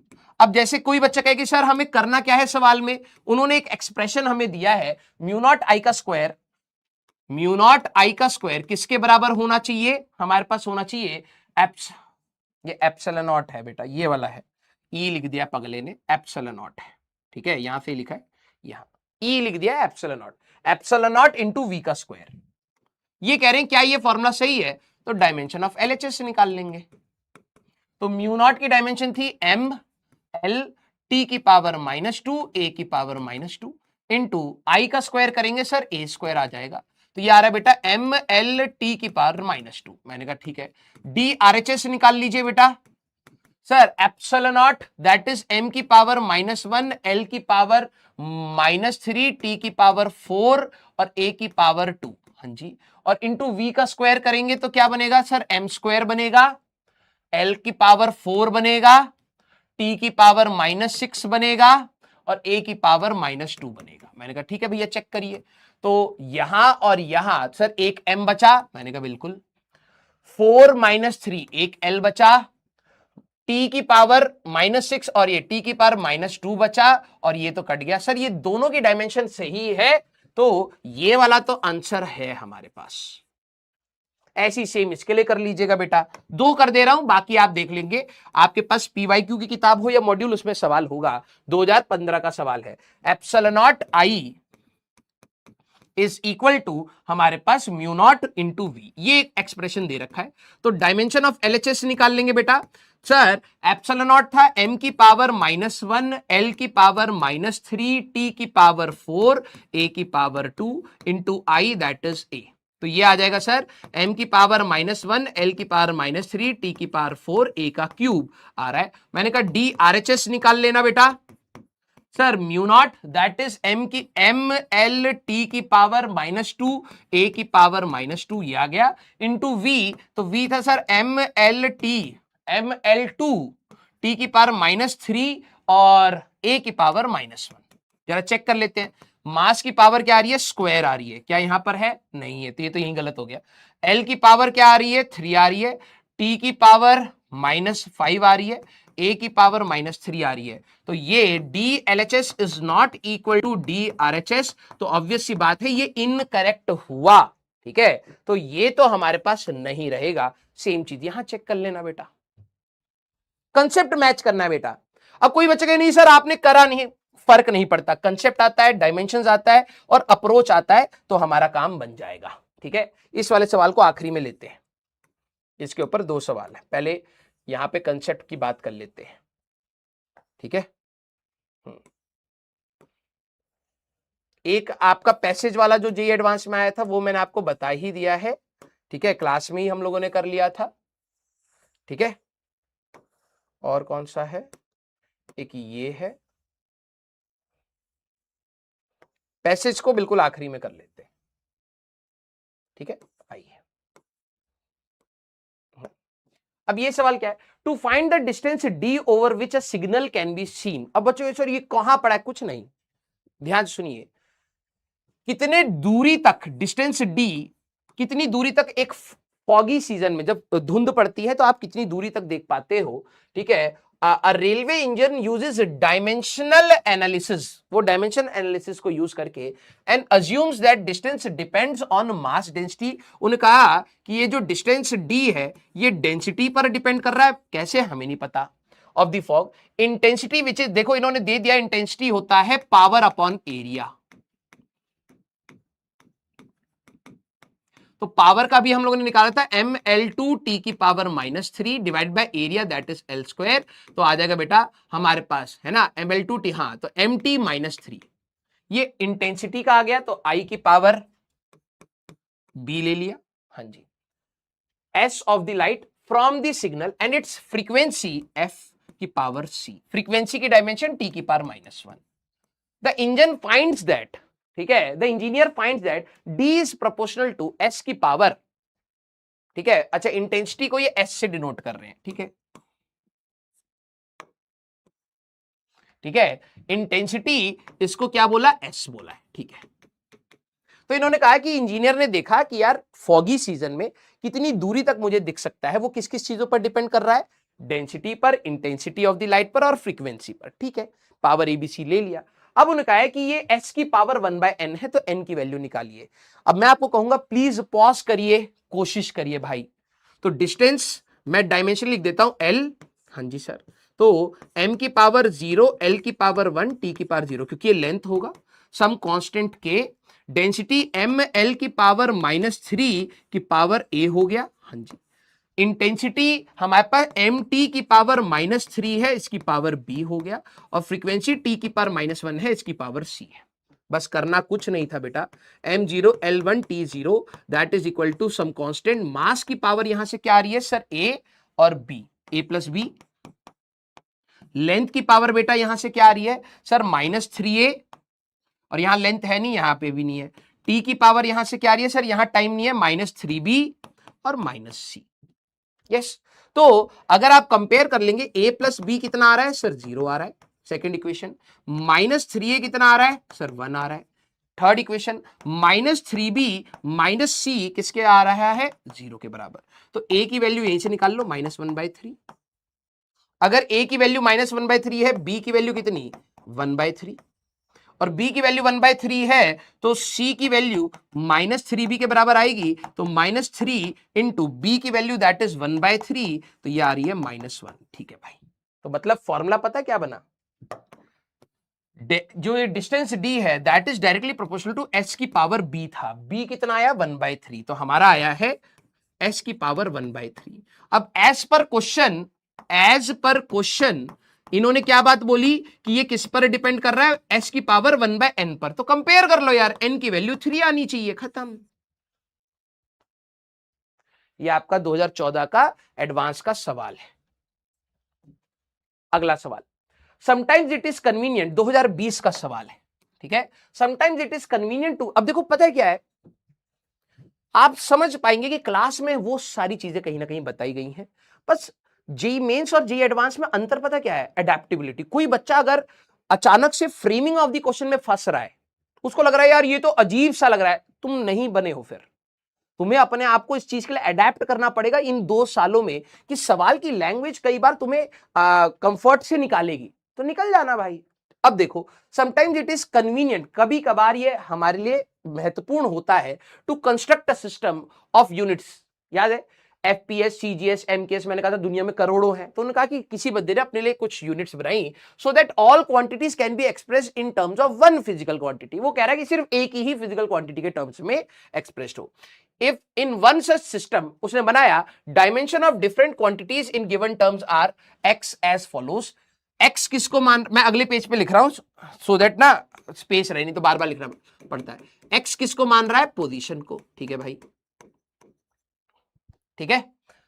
हमारे पास पोजीशन, वो पोजीशन एक्स की पावर अल्फा ले रहा है, एक्स की पावर अल्फा को वो पोजीशन मान रहा है, ठीक है भाई। स्पीड को ले रहा है एक्स की पावर बीटा, एक्स की power beta that is speed for him, ठीक है भाई। फिर इन्होंने कहा एक्सेलरेशन एक्स की पावर पी, तो एक्स की power P that is acceleration. Sir मेरे को नहीं समझ आ रहा, अभी रुक जा भाई, चलते चल एडवांस में। लीनियर मोमेंटम को एक्स की पावर क्यू कह रहा है, वो कह रहा है कि लीनियर मोमेंटम को मैं इससे, या लीनियर मोमेंटम मींस मोमेंटम, उसको वो कह रहा है कि हम मोमेंटम को एक्स की पावर क्यू बोलेंगे और फोर्स को एक्स की पावर आर बोलेंगे, ठीक है। अब इन्होंने कहा है देन बताइए अल्फा बीटा गामा, ये अल्फा बीटा पी और इनके बीच का कौन सा रिलेशन सही है, ठीक है। अब पहली चीज मैं हिंट करूंगा, उसके बाद तुम कलम चलाना हो। ये अच्छा सवाल था, क्यों, इसलिए नहीं कि कुछ नया पूछा है, इसलिए कि आपकी मैथमेटिक्स चेक करी जा रही है। इन्होंने क्या बात बोली कि जैसे हमारे लिए स्पीड क्या होता है, LT-1, वो कह रहा है कि अब हम लोग LT-1 नहीं, मैं इसको एक्स की पावर बीटा मानना चाहता हूं, ठीक है, मान ले भाई, जिसको जो मानना मान लो, ठीक है। ऐसी सबकी डायमेंशंस को वो एक्स की power alpha beta P R Q ये सब मान रहा है, मान लेते हैं। अब वो कह रहा है कि ये जो इसने माना है ना अल्फा बीटा, इनके बीच का क्या रिलेशन है, समझ आया कैसे करना है, नहीं। A alpha plus P is equal to 2 beta, इसने कहा alpha plus P is equal to 2 beta, क्या ये रिलेशन सही है, ये उन्होंने बोला। अब मैं आपको हिंट दे रहा हूं, सोचिएगा। एग्जाम में बिल्कुल ऐसे सवाल किसी की कॉपी में जनरली होते नहीं, ठीक है। और ऐसा नहीं है कि नहीं होते तो यार हमारी तैयार, अरे भाई जिस वो एग्जाम आपके मतलब नई तरीके से सोचने के ऊपर आपको चेक करता है। एक्स की पावर अल्फा हम लोग क्या लेते हैं, लेंथ लेते हैं पोजीशन को, हाँ जी। एक्स की पावर बीटा एक्चुअली में LT की पावर -1 होना चाहिए, हाँ जी। एक्स की पावर क्यू एक्सेलरेशन LT की पावर -2 होना चाहिए, हाँ जी। और MLT की पावर -1 होना चाहिए ये, और MLT की पावर -2 होना चाहिए, यस और नो। जो वो ले रहा है और हम जो लेते हैं, ये तो समझ आ गया, हाँ जी सर। सर अब मैं ये कैसे प्रूव करूं, इतने सारे वेरिएबल हैं, मैं कैसे प्रूव करूं, मैंने कहा कितना आसान था यार। अगर if alpha plus P is equal to 2 beta होता, हिंट कहां से निकल रहा है, क्योंकि हमें सारी चीजें कैसे दी है, एक्स की पावर अल्फा, एक्स की पावर बीटा, एक्स की पावर पी, एक्स की पावर क्यू, एक्स की पावर आर, इस फॉर्म में दिया है। मेरे दिमाग में अब यही है, ऐसे सवाल डील नहीं करे होंगे तो दिमाग में हिट नहीं करेगा। अगर मैं दोनों साइड इनको एक्स की पावर में रेस कर दूं तो कोई दिक्कत है क्या, नहीं। अगर वो पहले बराबर थे, जैसे मान लो मैं 3 = 3 लिख रहा हूं, तो क्या 2 की पावर 3 और 2 की पावर 3 दोनों साइड बराबर ही तो होंगे ना यार। यस। तो जरा ये समझना। सर अब कैसे करेंगे, तो और गंदा है। अरे गंदा नहीं है, x की पावर अल्फा इंटू एक्स की power p is equal to x की पावर 2 बीटा, या इसको ऐसे लिख लूं, x की पावर बीटा इंटू एक्स की पावर बीटा। जब बेस सेम होता है पावर ऐड होती है। यस। तो उन्होंने कहा कि क्या ये सही है, मैंने कहा x की पावर अल्फा था l इंटू, बस इनकी जगह पर चेक कर लेते हैं, dimension of LHS equal to RHS। x की पावर p था LT-2, ठीक है।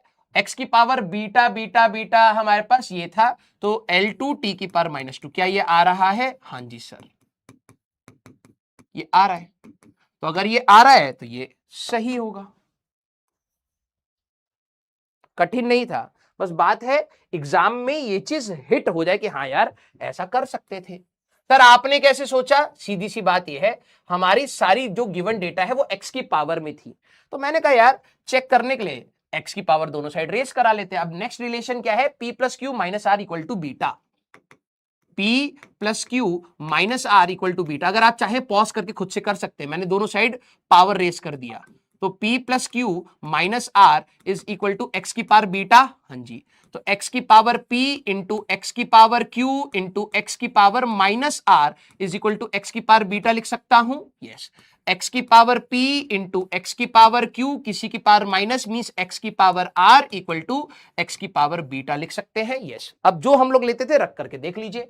x की power p is LT-2 into x की power q is MLT-1 divided by x की power r that is MLT की पावर -2। क्या ये x की पावर बीटा LT-1 आ रहा है? चेक करके देख लेते हैं। तो सर यहां से m और m चला गया, l और l चला गया, t और t की पावर -2, तो ये LT-1 is equal to LT-1 match हो रहा है। तो ये रिलेशन कहीं ना कहीं सही है, तो ये भी हमारा आंसर होगा। क्या अब आप इसको चेक कर लेंगे? सेम ही तो है यार, डेटा रख करके चेक करना है। तो ये वाला अब आपका चेक योरसेल्फ।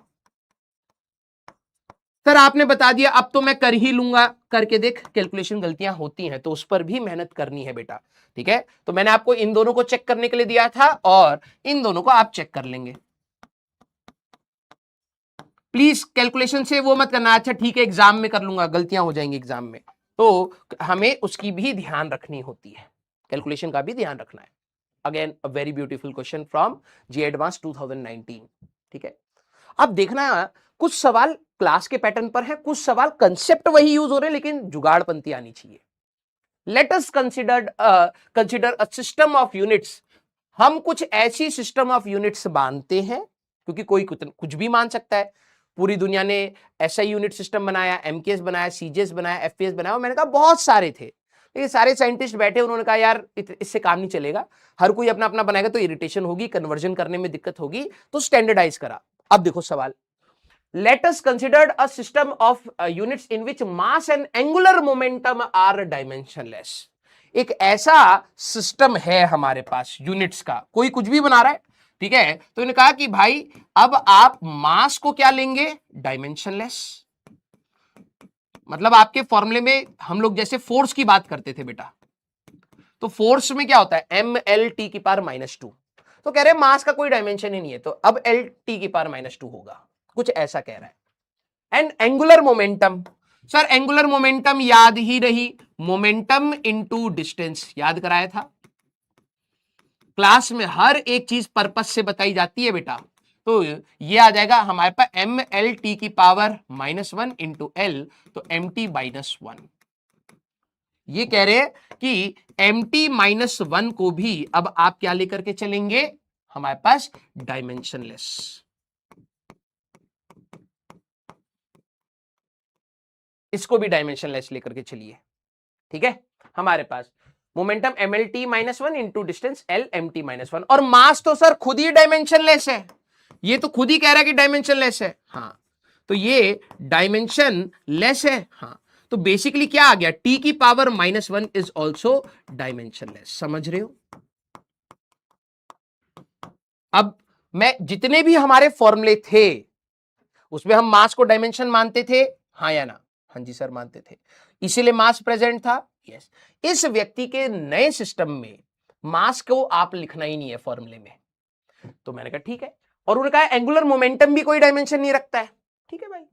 तो एंगुलर मोमेंटम होता है mt-1, ठीक है, कुछ गड़बड़ ml2, हाँ वही मैं कहूं यहां पर ml2t-1, यस, तो ml2t-1। तो भाई ये वाला जो मास है ये तो डायमेंशनलेस था। यस। तो बेसिकली अब क्योंकि ये पूरा का पूरा डायमेंशनलेस होना है, ये तुम डायमेंशन ले ही नहीं रहे, तो L2t-1 क्या होना चाहिए? डायमेंशनलेस होना चाहिए इस व्यक्ति के उसमें। That means L2 is nothing but 1/t। इसकी डायमेंशन 1/t की होगी तो ये कट के डायमेंशनलेस हो जाएगा, ठीक है भाई। अब इन्होंने सवाल क्या पूछा, इस व्यक्ति में इज और आर करेक्ट, इस व्यक्ति के उसमें डायमेंशन ऑफ फोर्स L की पावर -3 होनी चाहिए, डायमेंशन ऑफ एनर्जी L की पावर -2 होनी चाहिए, डायमेंशन ऑफ पावर L की पावर -5 होनी चाहिए, dimension of linear momentum L की पावर -1 होनी चाहिए। अब देखो बच्चे जो ऐसे सवाल डील नहीं करेंगे, अगर तुम्हारे अंदर है मैं क्यों करूं, एग्जाम में फंस जाओगे भाई। पॉजिटिव माइंडसेट के साथ सीखो, ठीक है। 10वीं क्लास में आप लोगों को ऐसे सवाल नहीं आते थे, मैं मानता हूं, लेकिन कभी ना कभी तो हमें सीखने का एटीट्यूड बनाना पड़ेगा अगर हमें इस प्रकार के एग्जाम में जाना है। यस। तो सर अब क्या करें? मैंने कहा अच्छा एक बात बता, अभी तक कहानी समझ आई। एक व्यक्ति ने अपना सिस्टम बनाया, हमारे लिए क्या होता है? Mass, length, time, current, temperature, amount of substance and luminous intensities are the fundamental. ठीक है, उसने कहा भाई मैं मास को मानता ही नहीं, ठीक है मत मानो। तो अब जितने भी हमारे फॉर्मूले थे उसमें से मास उड़ा दोगे तो इसका बन जाएगा। उसने कहा मैं एंगुलर मोमेंटम को भी नहीं मानता भाई, तो एंगुलर मोमेंटम का था ml2t-1, उसमें मास तो डायमेंशनलेस है, तो L2t-1 डायमेंशनलेस होना चाहिए। तो हाँ, और हमारे लिए ये अगर आप देखें, कुछ गड़बड़ कर दी मैंने, है ना? यस। तो L2 की डायमेंशन हमारे पास t के बराबर होनी चाहिए, सॉरी, यस, क्योंकि t की पावर -1 इधर जाएगा ऊपर हो जाएगा। तो कह रहा है कि L2 t की पावर -1 भी डायमेंशनलेस होनी चाहिए, क्योंकि मैं पूरे को ही डायमेंशनलेस मान रहा हूं, ठीक है मान लो। तो L2 की डायमेंशन क्या होनी चाहिए? t, तभी ये दोनों आपस में कट जाएंगे। अब इन्होंने क्या बात बोली, इन्होंने कहा कि यार डायमेंशन ऑफ फोर्स इस व्यक्ति के लिए ये होगा, तो मैंने कहा हमारे लिए क्या होता है? ये होता है ना? हाँ जी सर। अब उस व्यक्ति ने कहा भाई मैं तो इसको मानता ही नहीं, मैंने कहा तो ठीक है मत मान। तो अब इस व्यक्ति के लिए क्या हो जाएगा? L t की power -2, that means L into 1/t का स्क्वायर। लेंथ के टर्म में लाना है तो हो गया सर, t का स्क्वायर अगर आप देखें तो L की पावर 4 होगा, तो मैंने कहा ठीक है, तो L इंटू 1/L की पावर 4, L की पावर -3 इस व्यक्ति के लिए होगा। क्या आ रहा है? यस। उसने कहा कि एनर्जी क्या होता था? ml2t की पावर -2, ये हमारे लिए होता था। इस व्यक्ति ने कहा भैया मैं तो मास को मानता ही नहीं, तो ठीक है भाई अब तेरे लिए होगा L2 इंटू टी की पावर -2। कह रहा मेरे को लेंथ के टर्म में बताओ ना क्या होगा, मैंने कहा बता देता हूं। तो ये होगा L2 इंटू 1/t का स्क्वायर, टी का स्क्वायर है L की पावर 4, तो ये आ जाएगा L की पावर -2। क्या इसका आ रहा है? हाँ जी ये भी सही है। पावर ध्यान से देखना, पावर उसके लिए क्या होगा? पावर होता था वर्क अपॉन टाइम, ml2t की पावर -3। उन्होंने कहा भाई मैं मास को तो मानता ही नहीं, तो ठीक है अब तेरे लिए डायमेंशन हो गया L2 इंटू 1/t का क्यूब, है ना, पावर -3। L के टर्म्स में लाना है, तो मैंने कहा यार अगर मैं t का क्यूब करूंगा तो L की पावर 6 हो जाएगा। यस। तो L स्क्वायर इंटू 1/L की पावर 6, तो सर L की पावर -4 आएगा। वो कह रहा है L की पावर -5, गलत। Yes. The dimension of linear momentum mlt की पावर -1, लीनियर मोमेंटम ये होता था। वो कहेगा भैया मैं मास को तो मानता ही नहीं, तो भाई ये होगा t की power -1 means L into 1/t, ये होगा तेरे लिए। उन्होंने कहा भाई मैं t के टर्म में नहीं L के टर्म्स में बताओ, तो ठीक है भाई L के टर्म्स में t की वैल्यू थी L स्क्वायर, तो L इंटू 1/L का स्क्वायर, L की पावर -1 आएगा। क्या ये है? यस, खत्म। सीखने की कोशिश करना बहुत अच्छा सवाल था, ठीक है, सीखने की कोशिश करना बहुत अच्छा ये सवाल था। In a particular system of units कोई है, physical quantities can be expressed in terms of electric charge, Q होगा ये, मास, हाँ ये क्यू होगा बेटा, ठीक है, या ई है, ई। एक तो हमारा ऑपरेटर भाई साहब, इलेक्ट्रिक चार्ज को आप किसके टर्म में लिख रहे हैं, ई के टर्म्स में। इलेक्ट्रॉन का मास एम ई लेकर के चल रहे हैं। Planck's constant H, Coulomb's constant 1/4 pi epsilon naught, इसको के कह रहे हैं Coulomb's constant, where epsilon naught is permittivity. देख रहे हो एडवांस, ये भी आपका एडवांस का सवाल है, ईयर नहीं लिखा उन्होंने, लेकिन अगर आप नोटिस करें जे एडवांस परमिटिविटी परमिबिलिटी पूछ रहा है तो याद करने की कोशिश करेंगे, ठीक है। तो ये पूरे को पूरा के क्या है हमारे पास, के कह रहा है 1/4 पाई एप्सिलॉन नॉट है, और एप्सिलॉन नॉट की डायमेंशन आपको आनी चाहिए, ठीक है, ओके भाई। Of the vacuum in terms of these physical quantity dimension of magnetic field, अब बी का याद नहीं आ रहा है सर, बी का कैसे निकालते थे, अब सारी डायमेंशंस लिख रहा हूं, फिर आपको इनकी पावर्स को रख करके और ये बताना है, ठीक है। पहला हमारे पास क्या आया सर, पहला है चार्ज 80 सर, दूसरा है मास m, तीसरा है हमारे पास प्लैंक्स कांस्टेंट, तो energy equal to H nu, तो ml2 t की पावर -1। सर चौथा है ये 1/एप्सिलॉन नॉट, तो पहले निकाला है वो कर लो, तो k की बात करें, अब देखो मेरे दिमाग में आया 1/4 पाई एप्सिलॉन नॉट, हाँ जी सर, q²/r², ये होता था, इसको कह रहे हैं वो k, तो ठीक है भाई ले लो, तो ये क्या आ रहा है sir, f equal to k q²/r², हाँ जी, तो यहां से f into r²/q², that is your k। या तो आप 1/4 का पाई का कुछ होगा नहीं, एप्सिलॉन नॉट पीछे निकाला था, उसको रख करके उल्टा कर देना, आपको यही मिलेगा, तो ये आएगा बेटा ml t की पावर -2 इंटू l²/a²t²। तो यहां पर इसकी डायमेंशन क्या आ रही है बेटा, यहां पर मिलेगा आपको m, हाँ जी सर, और l की पावर 3, हाँ जी सर, t की पावर 4, हाँ जी सर, a की पावर -2। आप चेक करना ये 1/एप्सिलॉन नॉट होगा, हम लोगों ने यहां एप्सिलॉन नॉट निकाला था ना बेटा, हाँ, -1 -3 4 2, -1 -3 4 2, यहां उल्टा होना चाहिए, 1 3 -4 होना चाहिए, हाँ ये वाला ऊपर जाएगा ना, तो ये हमारे पास -4 होगा, -4 एंड -2 ये होना चाहिए, ठीक है, तो आप ये निकाल लेंगे एग्जाम में। अब इन्होंने वही चीज बोली है, सर मैग्नेटिक फील्ड कैसे निकालते थे, वेरी गुड, याद नहीं, बी का हमें सर आपने बताया नहीं, तो मैंने कहा था E equal to B into C से करके निकाल लेंगे। सर E क्या था, मैंने कहा इलेक्ट्रिक फील्ड, वो तो 12th में आता था, हाँ क्यू ई पढ़े, Q इंटू ई, तो E की बात करेंगे ml t की पावर -2 डिवाइडेड बाय 80, या तो इलेक्ट्रिक फील्ड आ जाएगा बेटा ml t की पावर -3 a की पावर -1, इसको आप स्पीड ऑफ लाइट से डिवाइड करेंगे E/c, that is nothing but b, तो यहां पर b की डायमेंशन में अब आपके लिए लिख रहा हूं, तो ये आ जाएगा बेटा ml t की पावर -3 a की पावर -1 डिवाइड बाय lt -1, तो l कट जाएगा, m बचा, हाँ जी सर, t की पावर -2 बचा, हाँ जी सर, a की पावर -1 बचा, यस। अब तो आई थिंक कर ले जाओगे, ये एग्जाम में आपको किसी को भी रटा नहीं होता बेटा, करना पड़ता है। अब इनकी power alpha beta gamma delta, तो आपको इनको रखना है, वहां पर एक एक्सप्रेशन मिलेगा, आंसर रिपोर्ट कर देना है, हो जाएगा, ठीक है, तो ये भी आपका जे एडवांस का सवाल है। अगला, द फिजिकल क्वांटिटी S, एक कोई फिजिकल क्वांटिटी है S, जिसको हम लिख रहे हैं E into B divided by mu naught से, ठीक है भाई।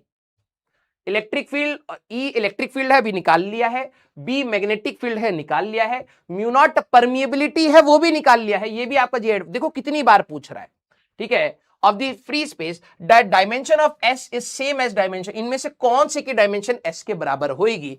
अब जरा देखना, तो आपको इलेक्ट्रिक फील्ड की डायमेंशन, मैग्नेटिक फील्ड की डायमेंशन और म्यू नॉट की डायमेंशन पता होनी चाहिए, आप उसको रखेंगे, S की डायमेंशन मिल जाएगी, और फिर इन सभी के डायमेंशन निकालेंगे, चेक करेंगे। तो चलिए इलेक्ट्रिक फील्ड की अभी निकाली ही थी हम लोगों ने, फोर्स ई मिटा दिया था ना, तो फोर्स अपॉन चार्ज, तो ये आएगा हमारे पास एम एल टी की पावर -3 ए की पावर -1। बी की डायमेंशन अभी हम लोगों ने निकाल ही ली थी, एम टी -2 ए -1, और म्यू नॉट की डायमेंशन भी हम लोगों ने निकाल ली थी। ये आपको एग्जाम में बार बार निकालना पड़ेगा भाई, और कोई चारा नहीं होता है, ठीक है। तो एम एल टी की पावर -2 ए की पावर -2, एम एल टी की पावर -2 ए की पावर -2। तो इनकी पूरे की डायमेंशन क्या आ रही है बेटा? सर यहां से एक m और एक m ये कैंसिल आउट, एक l और एक l ये कैंसिल आउट, t की पावर -2 t की पावर -2 ये कैंसिल आउट, a की पावर -1 a की पावर -1 a की पावर -2 के साथ कट जाएगा। यहां बचा t की पावर एक m बचा और t की पावर -3 बचा। मैंने कहा हाँ जी बेटा, यस। अब इधर चेक कर लो, इनमें से किसकी आ रही है? ml2t की power -2 divide by charge at into A. तो यहां पर तो ये नहीं आएगा, ये तो गलत है ना, क्योंकि a स्क्वायर बच रहा है, वहां a है ही नहीं।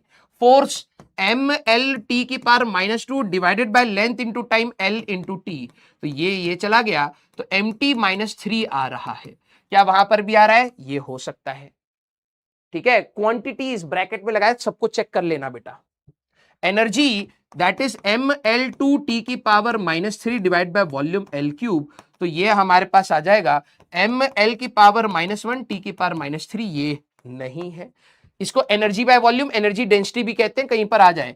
पावर वर्क अपॉन टाइम, ठीक है, divide by L square mt -3। तो कौन सा ऑप्शन है? 2 और 4, ठीक है। अब देखो जे एडवांस के सवाल हैं भैया, आप लोगों से तो मैं यही कहूंगा कि पेशेंस रखोगे तो हमेशा हो जाएंगे, ठीक है। थोड़ी सी अच्छी मैथमेटिक्स, थोड़ी सी अडेप्टेबिलिटी, थोड़ा सा ईज ऑफ माइंड कि हाँ यार थोड़ा अनकंफर्टेबल सिचुएशन में जाएंगे, भले ही हमने पूरा चैप्टर पढ़ा हुआ है, कुछ कुछ चीजें मैं भूला हूं, हो सकता है वो वही पूछे। आप नोटिस करना, ये मेजॉरिटी वो डायमेंशंस को टच करता है एडवांस, जो जनरली बच्चा कहता है अरे ठीक है यार बाद में देख लेंगे, और फिर निपट गए, है ना। तो अगर आप उस लेवल तक को तैयार करना चाहते हैं तो थोड़ा सा अनकंफर्टेबल पोजीशन पर आइए, कोई दिक्कत नहीं है, वहां पर लर्निंग आएगी, ठीक है। अब ये सवाल, ये अगर आपसे नहीं हो कोई दिक्कत वाली बात नहीं है, ठीक है। कुछ सवाल जेई में छोड़ने वाले भी होते हैं, ठीक है। ऑल्दो ये नहीं है वैसा छोड़ने वाला, लेकिन अभी आपको टफ लगेगा, तो सोचो एग्जाम में जब आपको इतनी एंजाइटी है, इतना प्रेशर है, उसमें तो और कठिन लगेगा। तो हो पाए जे एडवांस एक इतना अच्छा पेपर है, जे मेंस में आप क्वेश्चन छोड़ेंगे तो आप पीछे हो जाएंगे, जे एडवांस में कई बार क्वेश्चन छोड़ने से आप आगे हो जाते हैं, क्योंकि जो बच्चा उसको करेगा, गलत कर दिया तो वैसे ही बहुत कम क्वेश्चन आपको करने को मिलेंगे, ज्यादा क्वेश्चन नहीं कर पाओगे। कुछ क्वेश्चन तो इतने गंदे होंगे आपको भैया इनको तो छोड़ दो, ठीक है, इसमें इतना समय बर्बाद करने से बेटर है मैं इन छोटे छोटे सवालों को लगाऊं, और उसमें लिमिटेड सवाल में कुछ बच्चे गलत कर दें तो वो और पीछे हो जाएंगे। तो यहां पर एक चालाकी क्या है एडवांस की, कि आपको बहुत अच्छे से अपने कंसेप्ट क्लियर होने चाहिए, मैथमेटिक्स आपको अच्छी से अडेप्टेबिलिटी वाली आनी चाहिए, रटी वाली नहीं, जुगाड़बाजी आनी चाहिए, क्योंकि आपको बचना पड़ेगा गंदी गंदी कैलकुलेशन से, ठीक है। और अगर आप देखें तो तीसरी चीज आप ये है कि एक तो आपके कंसेप्ट स्कोर होने चाहिए, आपकी मैथमेटिक्स अच्छी होनी चाहिए, और पेशेंस होना चाहिए, क्योंकि इतना सवाल बड़ा, आपके अंदर पेशेंस ही लूज हो जाएगा। कंफर्ट जोन से देखो कैसे निकालता है। A dense collection of equal number of electrons and positive ion is called neutral plasma. और पूरे 11वीं 12वीं के सिलेबस में हमारे पास प्लाज्मा है ही नहीं। क्या बात कर रहे हो सर? हाँ, प्लाज्मा है नहीं, सॉलिड लिक्विड गैसेस की ही बात करेंगे हम लोग। 12वीं क्लास में सॉलिड आ जाएगा, फ्लूइड्स में भी हम लोग फ्लूइड्स में लिक्विड की बात करेंगे, थर्मोडायनेमिक्स में गैसेस, प्लाज्मा है ही नहीं। तो सर एग्जाम में प्लाज्मा क्यों पूछा? क्योंकि वो आपको बस तंग कर रहे हैं, देखना। उन्होंने कहा कि जैसे स्कूल में होता था ना कि जब आपका पैसेज आता था तो एक रैंडम हाइपोथेटिकल कहानी बोलते थे, तो आप उस कहानी में प्ले आउट करते थे, मतलब हाँ कि राम अपने घर गया होगा, कौन है राम, कहां से आया, हमें क्या लेना देना, गया घर गया। वैसी ही एडेप्टेबिलिटी यहां चाहिए। इन्होंने कहा कि एक डेंस कलेक्शन है, इक्वल नंबर ऑफ इलेक्ट्रॉन, ठीक है, एक बहुत बड़ा कलेक्शन है इलेक्ट्रॉन्स और पॉजिटिव का, ठीक है, उसको हम क्या कहते हैं? प्लाज्मा, न्यूट्रल प्लाज्मा, ठीक है।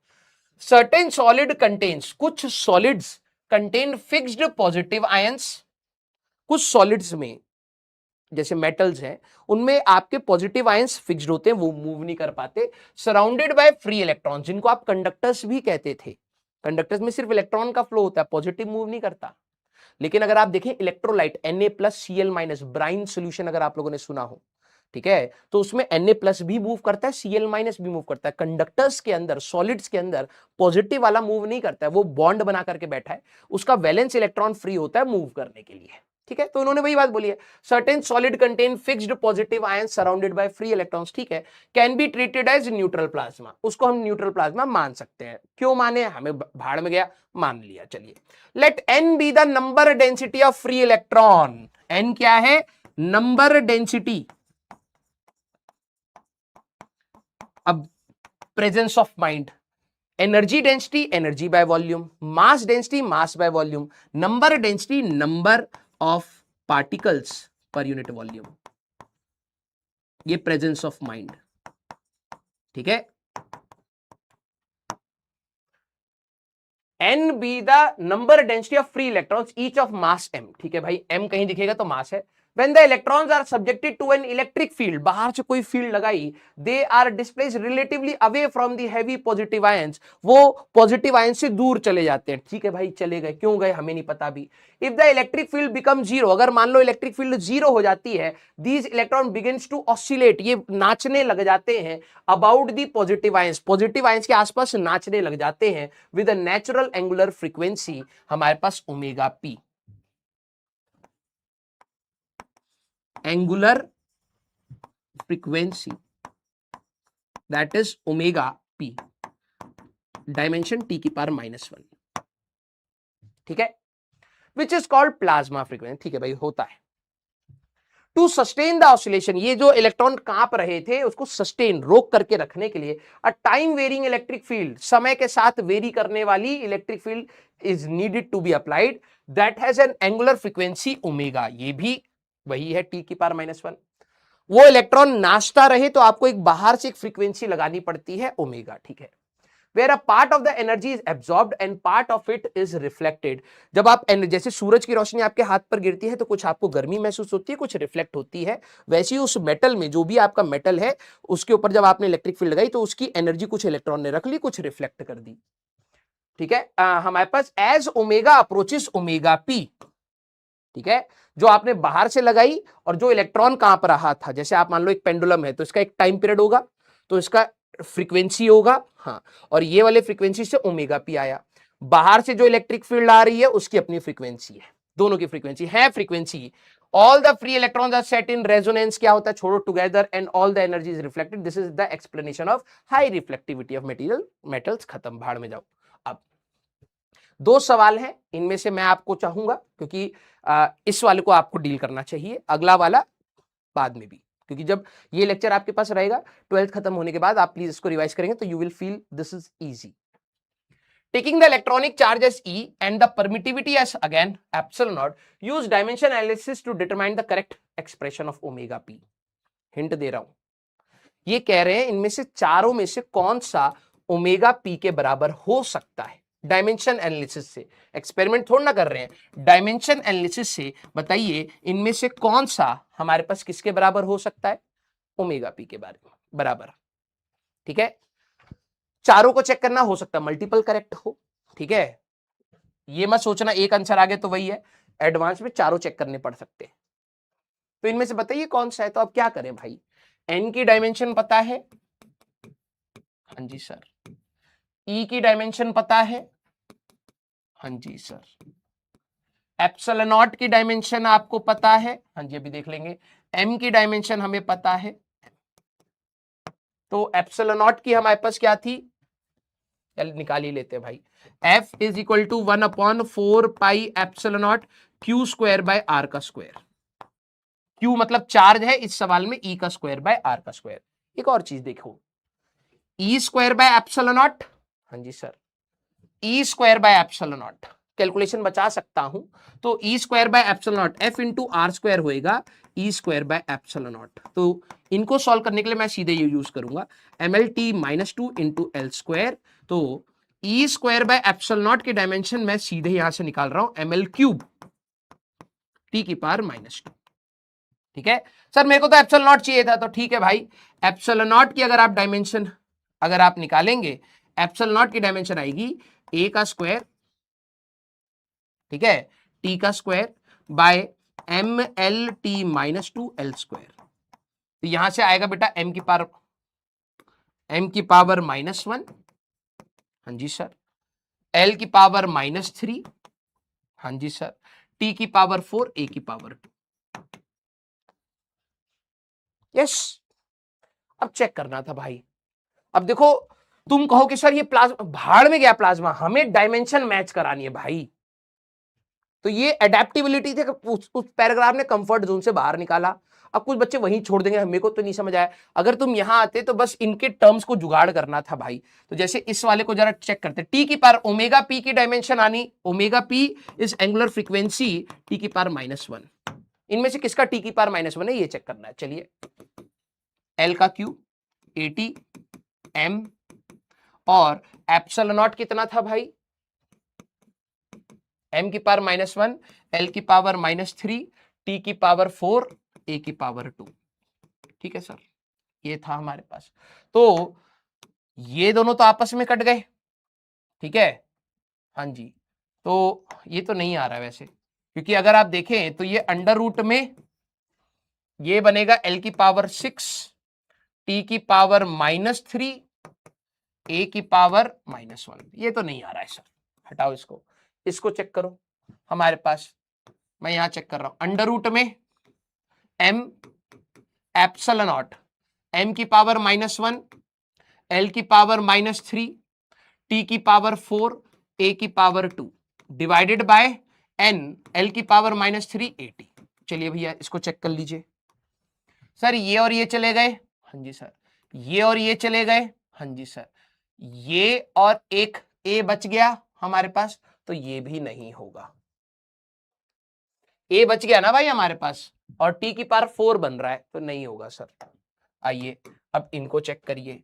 तो सर अंडर रूट में, ठीक है, अंडर रूट में हमारे पास n की जगह l की power -3, E square by epsilon not सीधे ही मैं रख रहा हूं ml3t - 2 डिवाइडेड बाय m। ठिशुम ठिशुम ठिशुम ठिशुम, ठीक है, ये उसका उल्टा आएगा, एक बार ये देख लीजिए, m by L cube, L की पावर -3, और E square by epsilon nought ml3t की पावर -2। तो ठिशुम ठिशुम ठिशुम ठिशुम 1 अपॉन अंडर रूट में t का, एक मिनट रुकना, अंडर रूट में 1 अपॉन टी की पावर -2, तो t का पावर 2 ऊपर हो गया, तो ये t आ रहा है, और आना चाहिए था t की पावर -1 गया। अब देखो, ये आउट ऑफ कंफर्ट तुम्हें जबरदस्ती का आउट ऑफ कंफर्ट लाएगा। पता नहीं कितने बच्चे ये फॉर्मूला 9वीं क्लास से 9th क्लास का चाहिए। Estimate the wavelength eight which plasma reflection will occur for the metal having density, n की वैल्यू दे दी, ठीक है सर, एप्सिलॉन नॉट की वैल्यू दे दी, ठीक है सर, m की वैल्यू दे दी, ठीक है सर, SI यूनिट्स में। वो कह रहे हैं कि बताओ ऐसा कौन सा वेवलेंथ होगा जिस पर ये हमारे पास रिफ्लेक्टिविटी होगी। अब बच्चा ऐसा कहना क्या चाह रहा है, अभी पिछले फॉर्मूले से, लास्ट क्वेश्चन से, इसलिए कह रहा हूं ये नहीं हो कोई लोड मत लेना। लास्ट क्वेश्चन में अभी तुमने ओमेगा पी का फॉर्मूला निकाल लिया है ना, एन ई का square by M epsilon naught निकाला था। ये ओमेगा पी क्या था बेटा, इन्होंने यही तो पूछा था ना, correct expression of omega P, तो डायमेंशनली ये आ रहा था। अब ओमेगा पी क्या था, एक ऐसा हमारे पास, the electron begin to oscillate about the positive ion with the natural frequency omega P which is called plasma frequency. और टू सस्टेन द ऑसिलेशन अगर हमारे पास है, when as omega approaches omega P, all the free electrons are set in resonance and all the energy is reflected. मतलब जब वो electron कांप रहा है, उसका ओमेगा हमारे पास कितने के बराबर हो जाए, हमारे पास ओमेगा पी, तो रिफ्लेक्टिविटी होती है। अब देखो, estimate the wavelength eight which plasma reflection will occur, किस समय रिफ्लेक्शन होगा, जब ओमेगा की वैल्यू ओमेगा पी। फॉर्मूला भी हमने निकाला है, इन्होंने n दे दिया, देखना, ओमेगा का फॉर्मूला बच्चों को थोड़ा सा चाहिए होता है, this is 2 pi into frequency, ठीक है, 2 पाई इंटू न्यू, ये सिर्फ फ्रीक्वेंसी नहीं, एंगुलर फ्रीक्वेंसी तो 2 पाई रहता है रेडियंस वाला। बस आपको ये मैं एक्स्ट्रा बता रहा हूं, कुछ बच्चों को नहीं पता होगा। तो 2 pi into frequency is equal to, N की वैल्यू क्या है, ई इलेक्ट्रॉन का चार्ज,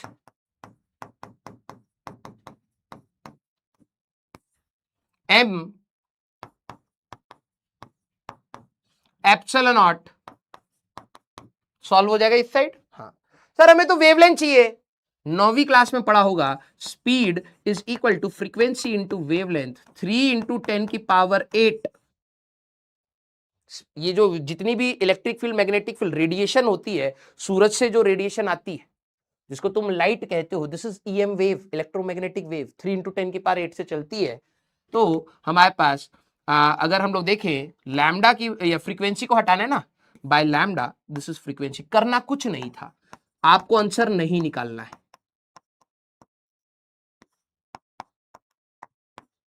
ये पूरा मलबा आप यहां से वेवलेंथ निकालते हैं। तो लास्ट सवाल जो है हमारे पास, सॉल्व नहीं करना, बस ये देखना है क्या हम इसको कर सकते थे। हाँ ये सवाल मैं क्यों कराया, छोड़ सकता था मैं, क्यों कराया, जस्ट आप में पेशेंस आए, पेशेंस आए। ये सवाल हमें कुछ ना सिखाए, लेकिन ये सिखाए ठीक है भैया कुछ नहीं समझ आ रहा तब भी कलम चलाई जाए।